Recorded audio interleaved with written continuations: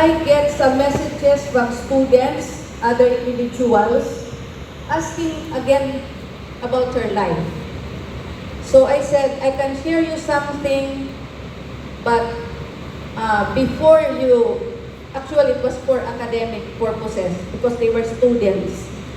So I said, okay, I will share it to you, but you have to first send what you have prepared, and I will start editing it. Yeah.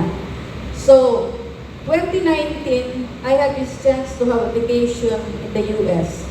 It was still bothering me if all the things I was reading was true.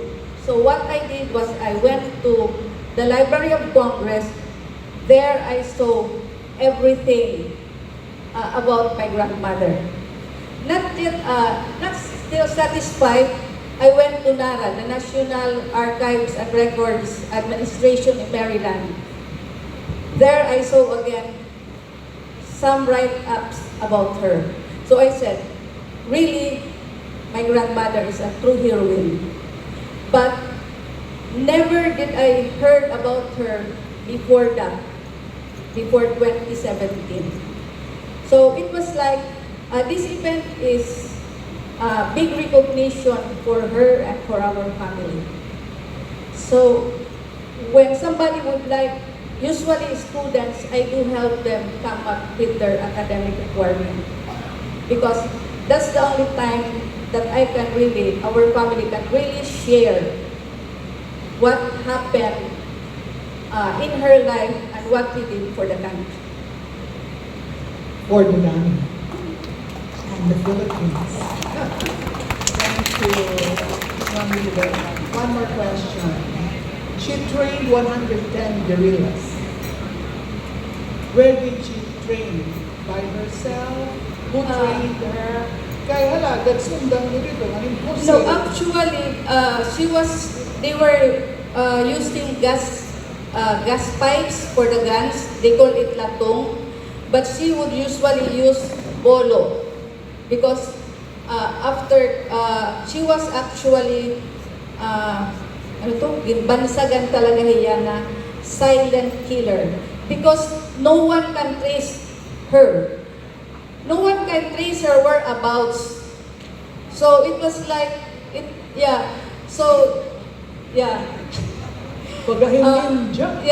was like when I was doing my research, my companion was saying, I think you are a waray-waray kung fu. So, maybe, so just be careful because, you know, my grandmother was a guerrilla. So better be careful. She's mysterious. Waray kabati kung hindi nagtutuha iya na may nakita tradition in Arnis. Oh. Professor Bernard Cardenilla is an Arnis expert.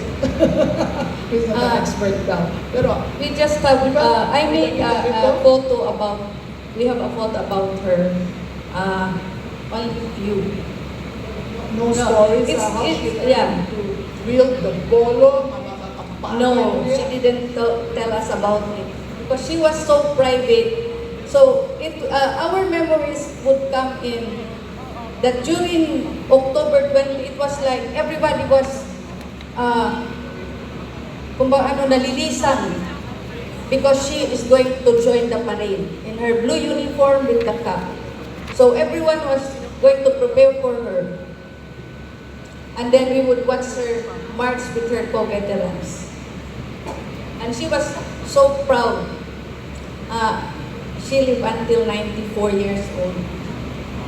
When was it?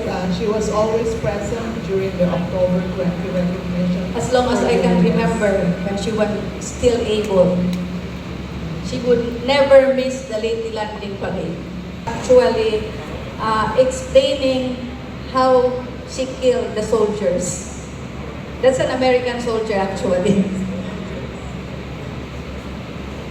I don't know anymore where this gun is. The last time I asked my brother, it was like, he also don't know. Ma'am Lilibel, is that gun an mo sinisiring na made of gas pipes? Or No, just real that is a rifle actually. What about the gas pipe gun? Ano ito? Hinihimo niya? Hinihimo lang yun. Hiya, naghihimo. Ano At yung ang mga kaupod na guerrilla? Oo. Now, she was the sergeant of their, what's that, troop of the Women Auxiliary. And she was assigned in Sitio Manabo, Barangay Kabulan in Caboocan, Leyte. And that is a coastal barangay. Kabulan. Barrio in that time. No, wala pang Parayo. barangay noon. So they call it barrio. So it was along the shore, stony shores and waters. And going up to the road, you have to climb up because it's mountainous. It's a mountain. So Kakabulan. they were there.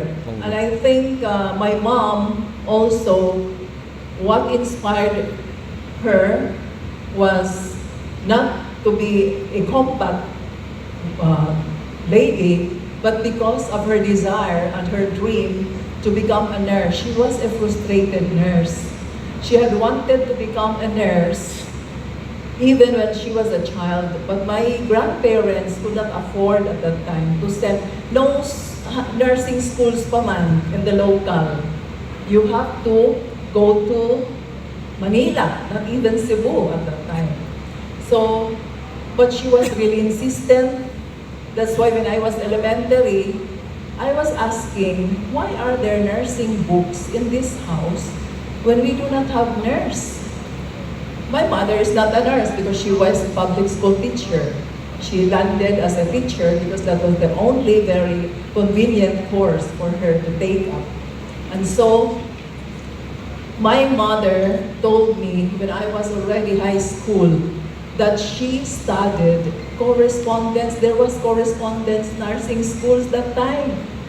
Kunya na, bagan online ada ito, wala ba man to online. So correspondence school, I think is just too difficult because they have to send the books, you have to study, you send your examination results, and that was really a struggle.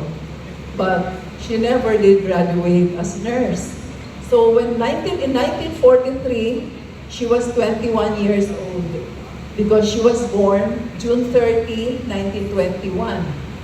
So she nobly volunteered to be she does not even know kung ano and what. I mean, basta, she will volunteer as a guerrilla.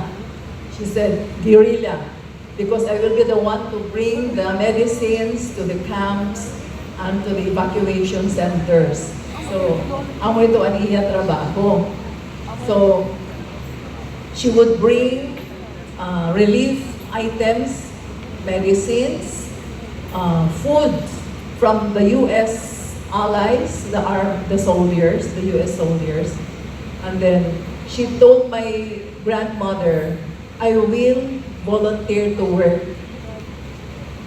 because her younger brother was the guerrilla. So she had an only brother, Chofilo. So Chofilo Aviles was with the guerrillas. So in order to take care and to monitor the safety of her younger brother, she would also be working.